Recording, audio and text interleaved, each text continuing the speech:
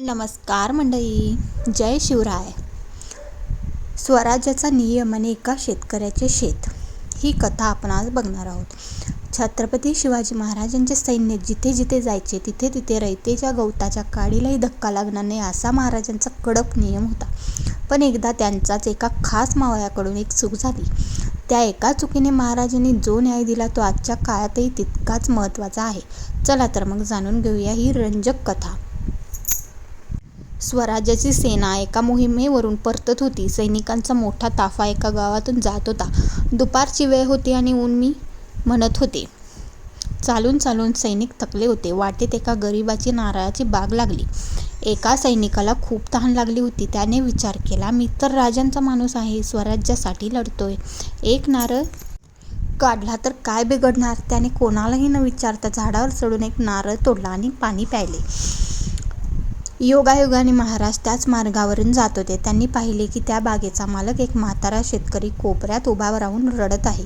महाराजांनी घोडा थांबवला आणि विचारले, बाबा तुम्ही का रडताय? तुम्हाला कोणी त्रास दिला का? शेतकरी घाबरत म्हणाला, राजे, तुमच्या सैनिकाने माझ्या बागेतला नारळ तोडला. माझ्यासाठी तो फक्त एक नारळ नाही तर माझ्या मुलासारखा आहे. मी त्याला लहानाचं मोठं केलंय. महाराजांनी लगेच त्या सैनिकाला बोलावले. सैनिक घाबरला होता. महाराज कडक आवाजात म्हणाले, स्वराज्य म्हणजे रयतेवर अन्याय करणे नव्हे तर रयतेचे रक्षण करणे. जर माझ्या सैनिकांनीच रयतेची लूट केली तर मुघलांमध्ये आणि आपल्यात काय फरक उरला?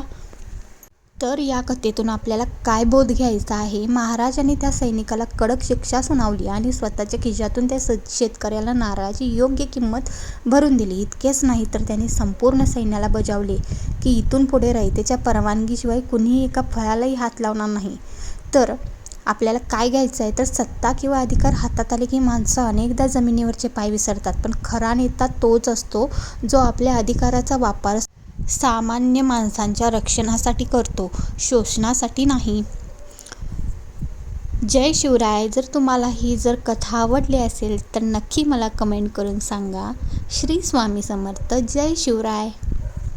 चला तर भेटू पुढच्या कथेत.